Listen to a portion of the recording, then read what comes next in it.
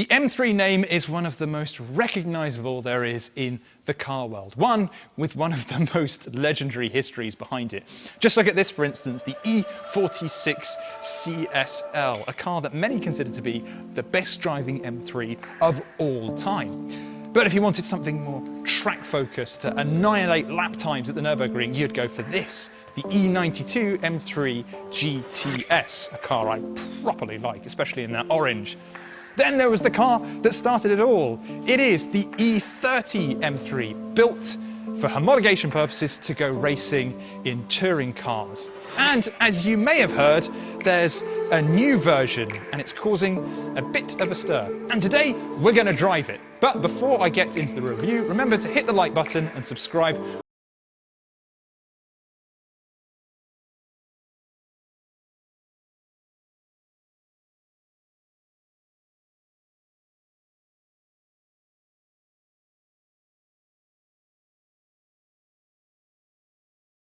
Wow, now that I see it up close, it's much bigger than I expected. Just the overall design change is so much bigger than I was expecting, and you don't really realise it until you see the car in the skin. Take the front end, for instance. You've got these really defined lines going up the bonnet here and all the way down here that gives the car such an aggressive look compared to its predecessors. And then there are these small little indents on the bonnet that in some pictures look a bit like vents, but they're actually just small dents in the bonnet, again, to make this look properly angry. Then lower down, we've got these kind of vents around here which actually function and are carbon fibre, so they look properly sleek, with this kind of splitter that wraps around here that just gives the car such a mean look. We've also got carbon fibre around here, and then we've got a vent here that, yes, absolutely functions, so air does pass through here and wraps around the wheels. This is a controversial one. These side vents aren't actually side vents. They're actually completely fake. They're plastic coverings. And I think some people will get really distressed by that because they'll think that their car is an aerodynamic weapon, and it is in pretty much every other respect, but here, it's just completely fake. I think it's time we address the elephant in the room, though. This colour is extremely bold, because car manufacturers never launch new cars in green, apart from Aston Martin, because they're always going for something that's more vibrant and crazy, a bit like the highlighter yellow M4 behind me. But this car here in Isle of Man green is absolutely stunning, and it was very brave of BMW to do that. You know, BMW doesn't make that many brave decisions, but I think this new M3 is certainly quite a move into the unknown.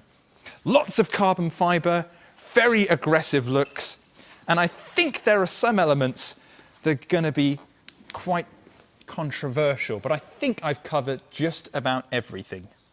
So if you want your performance car to have 4 doors, you go for the M3, but if you're after the more sporty look, you go for the 2-door M4.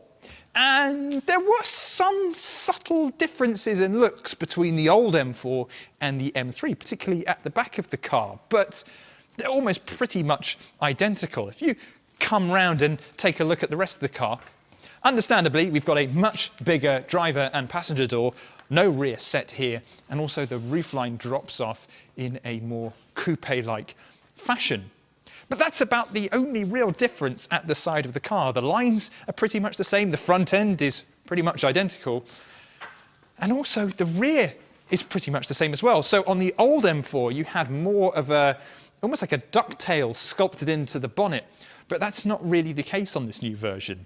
I think I prefer the look of the old car in all fairness, although it is touched off nicely with this carbon fibre wing available on the competition. And that's another thing to bear in mind. There are 2 forms of M3 and M4 you can buy, a regular M3 and M4 and a competition version, but in the UK you can only buy the competitions. Now, I've had to come outside with our test car because the ones we were looking at back in the studio were locked due to COVID restrictions. But this one I can open up. So if we take a look at the boot, which is power assisted, we've got 480 litres of storage. And if you go for the M4, it's a little bit smaller at 440.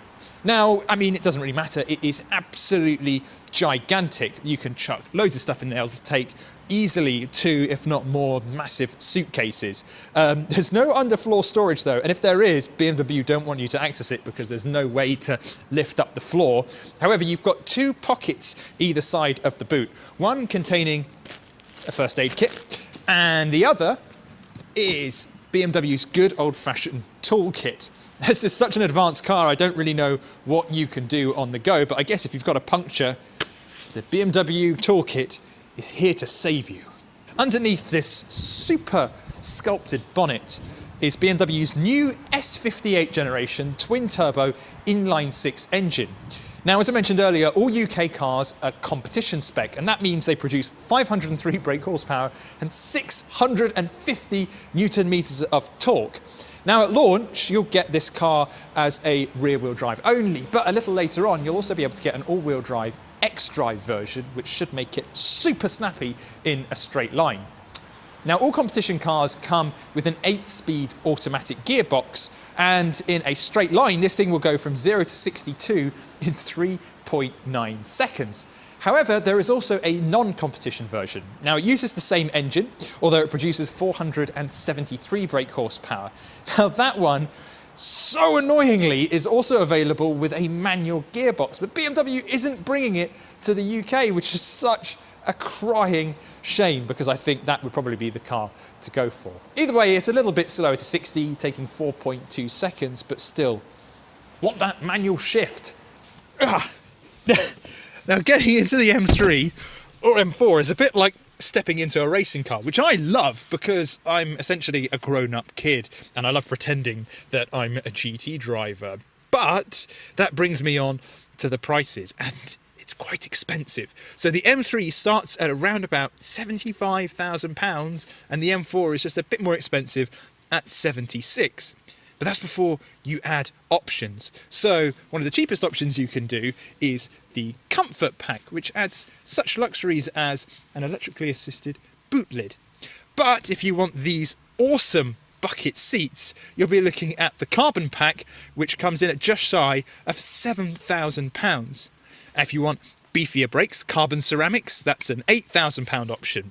But there is a pack that includes pretty much everything, called the Ultimate Pack, and that's £11,000. But you know what it doesn't include? Those carbon ceramics. So if you want the full fat M3 or 4, you could spend nearly £100,000. Of course, you could always head over to yesauto.com and find great deals on new and used M3s and M4s, so you might be able to save yourself a bit of money over there.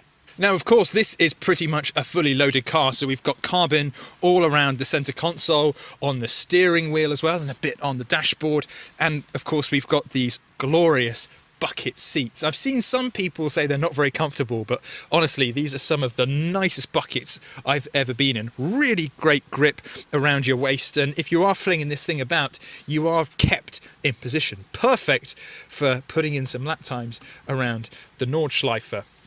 We've got a typically chunky BMW M wheel, but it doesn't actually feel as big as some of the other models I've been on. Not nearly as nice as some of the performance wheels from like the VW group, like what you get on a Porsche or Audi RS products, but it does the job very nicely. And we've also got these carbon fibre paddles behind the steering wheel, and I think it all adds up to this feeling of the M3 being a lot more grown up than before. It feels like a properly luxurious car in here, almost like a slightly smaller version of an M8 Gran Coupe. And it should really, with over £10,000 worth of options and a price tag with all of that in combined, coming to nearly 100 grand. Now, in the centre of the dash, we have this nice big infotainment screen, and it's pretty much exactly the same as what you'd get on a 3 Series or pretty much anything else, including a nice row of physical buttons for things like the heater and also the climate settings.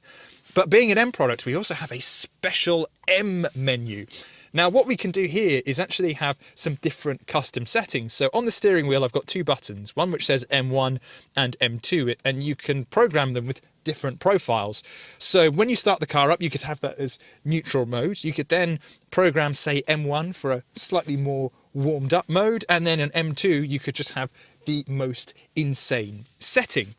So if I go into configure M1 now, what we can do is change the way the engine responds. So we've got Sport, Sport Plus, transmission. My goodness, you've got so many different ones to choose from here. You've got regular drive and then also a Sport version. Chassis, we can do Sport Plus. Steering, already in Sport, which has a bit more weight. And you can also change the brakes, which is quite an important thing because we did a little drive of this earlier and the brakes will be quite grabby. Now you'll see that come up quite a lot. I use my hands a lot when describing stuff. Some people like it, some people don't. But we've got gesture controls in here. So if I wanted to turn up the volume on the radio, just by moving my hands, I can basically turn things up or turn things down. Which is absolutely fine if you're driving by yourself and you want to do that. But if you're talking to somebody and you're a little bit Latin like I am and have to move your hands around, then it can be a real pain in the backside. Now that's all partnered up with a really nice digital cockpit. I really like the ones that you get in these BMWs. Really clear, very, very colourful. But also what we can do is not only just view our speed and also RPM, but that you can also customize the center of it. So let's say if I wanted to see the sat nav, you could have the main sat nav there and then also have kind of a more zoomed in version dead in front of you. And if you've got a head-up display, you'll also see it on there as well. Now, being based on the 3 Series, it's really spacious back here in the M3. So I've got loads of legroom, even with the driver's seat in my position. And headroom isn't too bad, although I think if you're 6 foot, it might be a little bit cramped if you were to sit up straight. Now, this obviously being the saloon is a bit more spacious back here. So let's go and check out the M4 and see what that's like. By comparison, the M4 is a bit tighter, so legroom is still really good, but headroom I've probably only got like a millimetre or 2 still to go, and that's because we've got this coupe roofline. But you don't buy the M4 for its practicality, you buy it for its looks, so you should kind of expect it to be a bit more cramped back here. So the M4 is a bit more cramped, but you've got climate settings in the back of both cars, as well as 2 USB-C chargers. So the back of both cars is really a very nice place to be if you're on a long journey, particularly if you've got this lovely glossy carbon fibre to look at on the sports seats.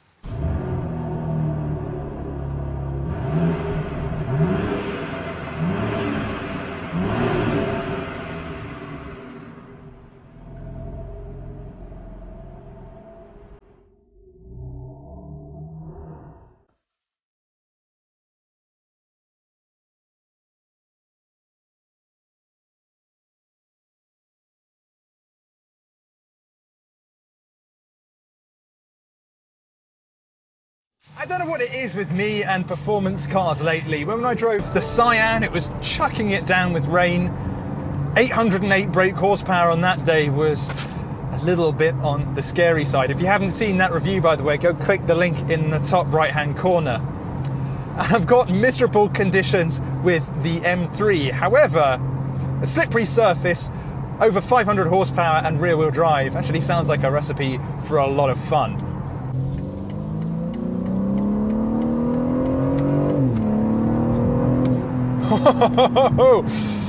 Wow, it's a slippery day today, even just pulling onto a motorway. I can feel the back end stepping out a little bit.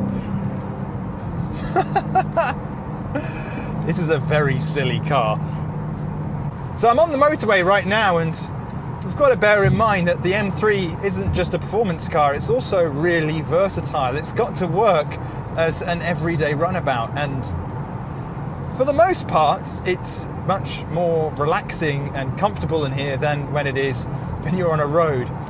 It is still a little bit on the firm side though, and going over a few bumps, you definitely get launched into the air a little bit. But it is very good at winding itself back. If I take off the M modes, the throttle response becomes a little softer and the brakes aren't quite as bitey when they're in comfort mode. If you put it in one of the M modes and in your driver setting that has the brakes in sport mode, they can be quite bitey even on a motorway, but if you have it in comfort, this car becomes a bit more 3 Series. Not completely like a 3 Series, but not far off. What do you think of the noise? Even the old car didn't sound nearly as good as something like an E46. And BMW did synthesize a lot of the sound, but even on the outside, that thing sounded all right-ish, but I would say on this new car, the sound is properly underwhelming. And while the gear shift is really good, this 8-speed automatic gearbox is magnificent, don't get me wrong, and with these paddles, it feels really good shifting through the gears.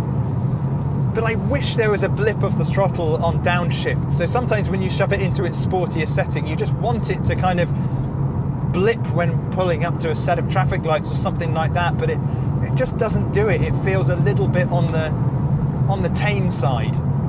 What's really impressive though is the steering. It's just so ridiculously responsive. Any kind of input, even right in the center, the smallest movement, and the car reacts. It just feels razor sharp. But in these conditions, you can really throw the nose in.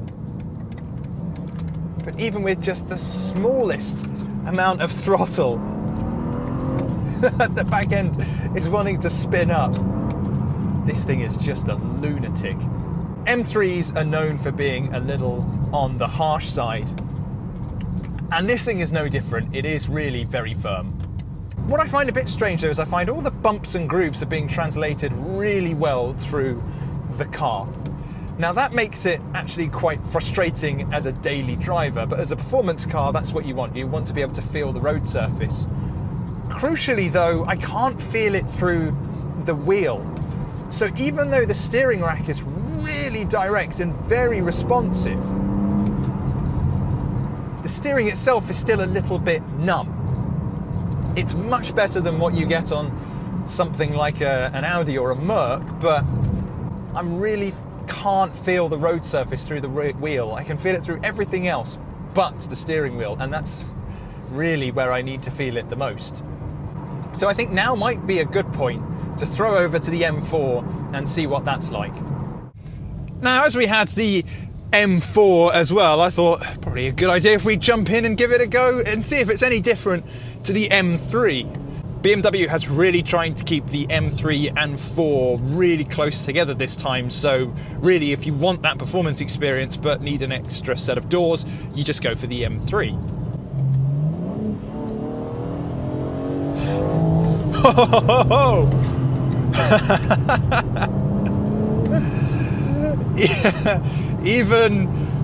Even with its traction control on, this is still a very, very leery car.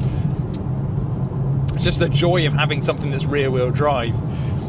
You know, in all fairness, it feels pretty much just identical to the M3, but that's kind of what we were expecting. There might be some subtle differences on track because this is a bit lighter, but we're not, unfortunately, on track at the moment. And, you know, I don't see it as being a bad thing if they both feel pretty much exactly the same. What I will say, though, is the M4 feels a bit more GT than before. It's always been this muscly sports car, but now I kind of feel like I'm in a baby M8. You definitely feel like you're in a bigger product. It definitely feels like a bigger car. So anyway, that's my quick impression of the M4. Feels pretty much exactly the same as the M3. Maybe some small differences on track, but from what I can feel at the moment, they're identical. Back to the M3. We're back from the M4, and it'll come as no big surprise that they actually handle pretty much exactly the same, which is a great thing. If you want the car with 4 doors, you get the M3. If you want the car with 2 doors, you get the M4. So I'm going to go through the things I like and the things I'm not so keen on with the new M3. First of all, I don't think the looks are nearly as bad as the pictures suggest. When you see this thing in the metal, particularly in black like we had on the M4, it looks astounding. It's got such a presence to it. You find there are so many cars out there at the moment, your AMGs and your RSs, that are a little bit on the boring side. Yes, this is controversial, but I do think it looks pretty cool. The second thing is the steering. I just think this is so precise. It feels like a real precision weapon, and I can't wait to drive this on track. It's a little bit difficult to exploit it fully on the road, particularly on a wet day. I don't want to go binning this in the hedges, but it's just begging to be drifted, particularly with how slippery the rear end is, even with traction control on. And the third thing is just how much of an improved product this feels like. It feels like a proper luxury item now. which it should do at the price it costs. The things I'm not a fan of, the rides are tad firm. Okay, a lot of BMW M buyers are used to that, but it doesn't feel like much of an improvement in here. It's still quite a solid ride. The next thing is the steering again. Again, very, very precise, really quick, just lacking the feel that I'm after. And third is the sound of the exhaust. I just wish it was a bit noisier, just a bit nicer. I think there's a lot of potential here, but I still think there's a little bit of work to do on the drive, and also with the steering, I would like a little bit more feel, particularly from a BMW.